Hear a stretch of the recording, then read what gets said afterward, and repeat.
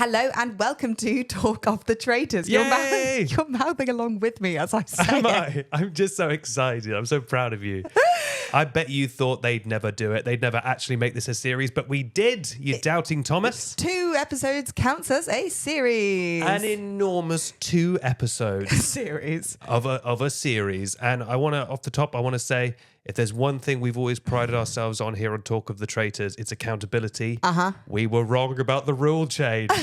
We didn't understand it. We didn't understand it. Unfortunately, I put that a clip on TikTok. Us talking about the rule change. We have got it wrong. People did comment. They've DM'd me. We understand. We are now incorrect. But there were other people who were duped like us. To be clear, should we explain what the thing is that we got wrong? Yeah, we got it wrong where Claudia said that you'll no longer reveal if you're a faithful or a traitor. We thought that was going to be in every episode when someone gets banished. That is incorrect. At the end. In the finale. In that the will be the case. finale. Which we should discuss. First of all, I love that we were talking about they can't change that rule. That will break the game. What are they thinking? And it wasn't that at all. We had just completely misunderstood. Clown masks. But also, that's interesting. Can we talk about that at the beginning? Changing that rule at the finale. Does that make things harder for the faithfuls or the traitors? I haven't really thought it through. I can't really wrap my head around it.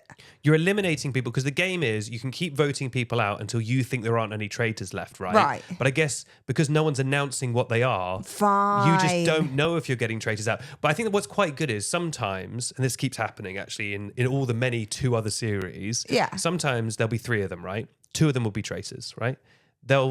Or whatever. They'll vote someone out. They'll say they're a traitor. And then the remaining traitor will be like, that's it. We've got them all. That was a traitor. There can't be any more. Yeah. And the other people, even though they're suspicious of that person, will go, well, the numbers add up. Let's stop voting. Whereas now, you have no way of knowing. So if you're suspicious of someone, you probably will keep voting. Yes. So maybe it does make it easier for the faithfuls. Does that make any sense?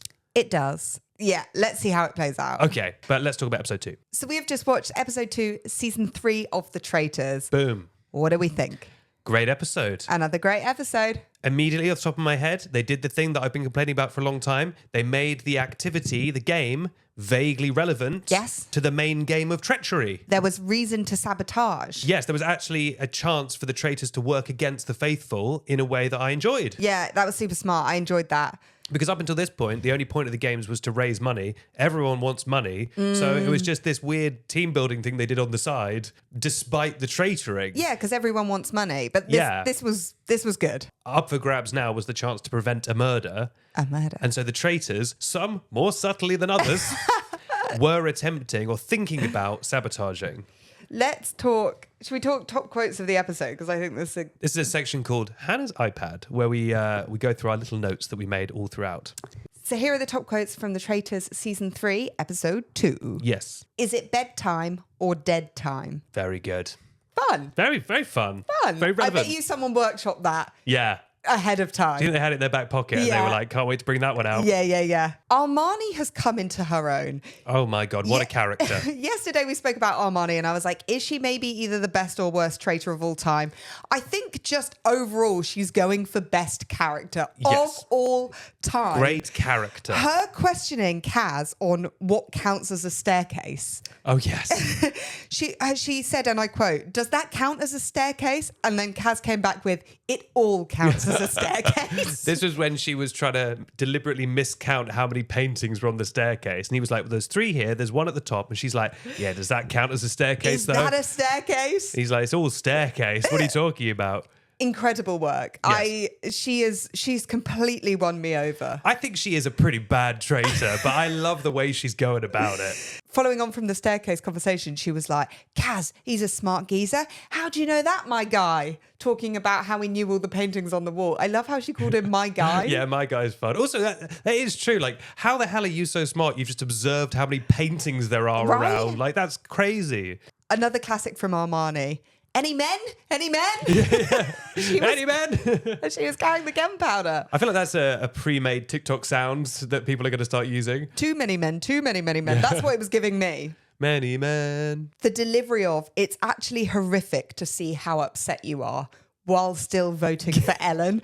Ellen was having a crisis. God bless her soul. Oh my She was God. having an absolute breakdown. Can we talk about Ellen briefly? First of all, why was everyone so suspicious of Ellen? Was it just that she was very emotional? I think she was a bit back and forth with the emotions, right? Sometimes she was like bubbly and happy and fun, and then she was like so stressed. Right. That I think she was inconsistent in, but that was just her personality. I kind of get it though, because often you do see that from the traitor, that the traitors will be very emotional because the stress is so high, especially at breakfast. So they're kind of going down the right street of like, often the person weeping at breakfast is a traitor. Yeah. We've seen that from Armani and Mina. Yeah.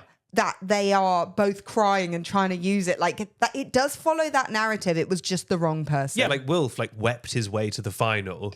But it was so funny that everyone was like, I feel so sorry for you, Ellen. I can see that you're having such a hard time. I am going to immediately vote you out.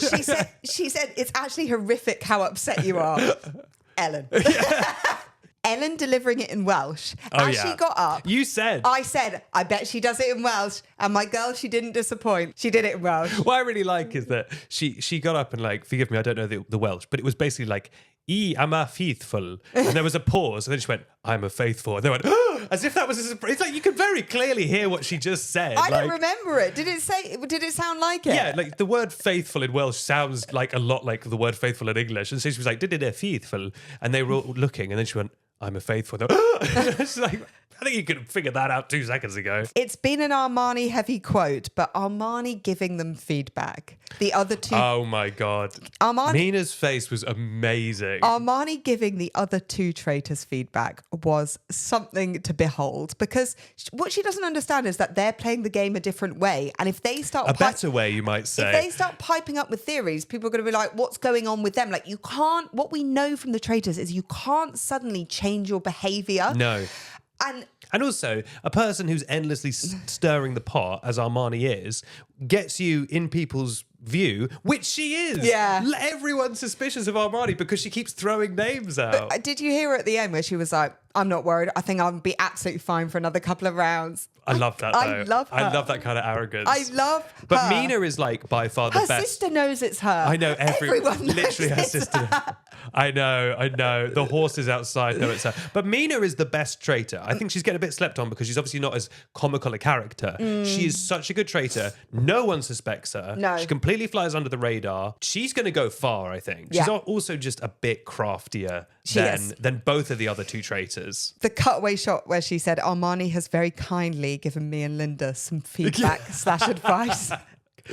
She's like, because also there's the bus, there's Armani under it, right? Yeah. The second her name comes up in that round table, they're like, you are on your own, mate. Don't be giving me feedback on how to play this game. Yeah, but here's the thing. Here's the bus. Here's Armani under it. Here's Armani's arm grabbing the other two. Yes. She is going to take them down. I agree. I would be really worried if I was Linda and Mina of like, if she starts going down, she's going to... the first thing traitors always do when they start going down is just dob in one of the other traitors. I see that happening and too. I think that might be how Mina gets out. If she gets out, it'll be one of the other traitors snaking her. By the way, can I say, of course, the thing we all think about when watching Traitors is like, what would I do on Traitors? What constantly breaks my brain is the thing of, especially early on, you have to be a nice enough personality that people like you, but you have to be an anonymous enough personality that no one suspects you, but you have to be good enough at the game, but you can't be too good at the game where you get murdered. Yeah, and you have to be good in challenges. You have to be good in challenges, but not too good in challenges. It's like... And I will say, they're doing the classic thing they always do, where there's at least 6 people who I'm like, who is that? Yes. They keep talking about Francesca. Who's Francesca? We've not met, or Frankie, we've not met this person. There's at least one other guy, like a blonde guy with glasses. I'm like, who is this guy? Who? I'm presuming he gets somewhat far into the show because they're holding back on the intros. Yes, I thought that. There's a few people who are getting 0 screen time, and I was like, I bet they're going to come in the later part. We're seeing the people... If Armani's front and centre, I guess traitors are always front and centre, but yeah. It does break the show a little bit when you realise, like, if you're not seeing someone at all, it actually probably means they're going to last longer. Yes. Because they're just saving them for later. That said, though, poor Keith. We didn't see enough of Keith. I know. The martial arts cutaway, honourable mention, not a quote, Incredible. but to the cutaway of Keith doing the martial arts. And then we also had, is it Freddie? Who was just ripped in the shower. And just fully nude. Do you think they come to your room and they say, we need to film some shots of you? What do you want to do? I think they probably, ahead of time, have a meeting where they go, what do you want to do? But would your first response be, I think me in the shower would be good? Because again, they don't actually stay in that castle. No. So they would have to go to the castle to do specific shoots. Yeah. So it's probably quite planned. But when he was like, shall I get fully naked and get in the shower and just kind of rub myself? They were probably like, yeah, I think that would do well on TV, actually. I think that might be a good shout. It worked well for Charlotte last season. Kaz, the doctor, when he did the lovely toast, immediately sat down and they went, I wouldn't have done that if I was you. Poor Kaz. He's just a nice guy. I know, but to be fair, it has bitten him on the Kaz, doesn't it? Was Armani one of the people who was like, I'd be careful drawing attention to yourself? Was so it her? Funny. It was her. She was the one who warned him. So funny. Such a funny move from her. One thing that drives me mad on this show that I don't understand, and maybe someone who's been on the show can clarify this for us, right? One night, everyone will be like, we all think it's Linda. 90% of the people will say, I think it's Linda, right? Yeah. And she'll, by the skin of her teeth, she won't get voted out. The next night, no one's talking about Linda.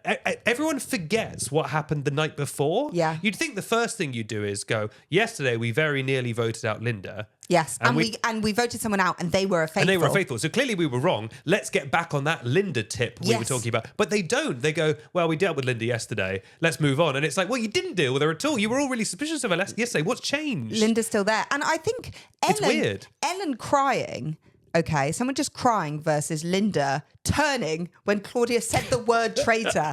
Like, if we're weighing things up, and Kaz is just in the firing line because they're like, you're an intelligent, nice guy and you would make a good traitor. Like, I don't think that's the worst logic. I agree it's not the worst logic, but like, they don't have anything more to go on with Kaz. And also, like, we have seen the formula of having someone like cool, calm, smart, male be a traitor. Like, Ellen, God bless her, R.I.P., was on the right track with, I think there's going to be strong female traitors. Yeah, she is. She was on the right track. Well, now that she's sadly dead, maybe they'll take that up. Yeah, I guess. Her last vote was for Linda, right? Her parting gift was for Linda. Her parting gift was for Linda. Yeah. I will say, right, we always talk about how hard it is in like episode 1, episode 2 to vote for people because like, what are you going on? Jake, again, I know we talked about it last time, but Jake seeing Linda turn at the word traitors is one of the most amazing pieces of detective work. I still can't get over it because because he's completely correct. He's completely correct. And actually, you know, it so could have been nonsense if he'd picked someone else. But the fact that he's correct is so wild. Bang on the money. What do we think of Tyler never having a girlfriend? Does crosswords, loves birds? I didn't retain any of that information, but that is interesting to me. He's been hammering that home a little bit. Is it a bit like I'm geek chic? I guess everyone on this show is always just trying to be like, I'm a little bit different and crazy. I'm a little bit wacky. Like when Linda was like, I'm not your regular 70-year-old. And it's like, well, to be honest, every 70-year-old who's been on this show has been exactly like this. Yeah. Like, I'm a rock and roll 70-year-old. I think at this point, there's more 70-year-olds like that than not. But, exactly. But hey, all love to her. I feel like Charlotte's accent was slipping a little bit, the Welsh. When she was crying, she was a little bit stressed and I felt that we were going a little bit English. Agreed. Also, can we talk about what is the point of this? We spoke about it last time, but what is the point of this Welsh ruse? Who cares? It's so funny. She thought funny. it would make her seem... I think Welsh is the most trusting accent, right? Right. And also maybe it's like when you're in front of the producers, they're seeing 100 other people, 1,000 other people who kind of are similar to you. So it's like, how do you stand out? I'll just do an accent. Also, I wonder if you were having to lie, it's probably easier to lie when putting on an accent because you feel like you're playing a character. But that would work if she was a traitor. She's a faithful. Yeah. Again, what's the point? It's like, again, sorry, I said this. The woman who was a soldier for 10 years. What's the point? But is lying about not being it. Why are you lying about that? I don't understand the point of her hiding that. Is it because she thinks the traitors might murder her because they'll see her as more capable or something? I think so. But I will say that Harry came out as a soldier in the last one. And I don't think anyone was like, that makes him a threat. Do you know what I mean? No, but he was a traitor the whole time, so I suppose it would... that's a good point. That is a good point. But would they